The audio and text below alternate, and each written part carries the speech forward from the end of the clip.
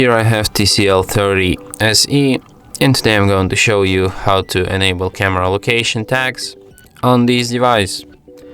So firstly you have to open camera, then tap on the gear icon to access its settings, and here you can enable save location information. But firstly you have to enable GPS, geolocation, just like this, and now you can enable location info. Okay, let's allow camera permission to location.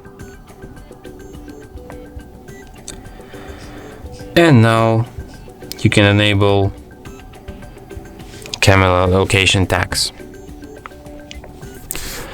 And that's it. Thanks for watching. If you find this tutorial useful, don't forget to hit that like button and subscribe to our channel.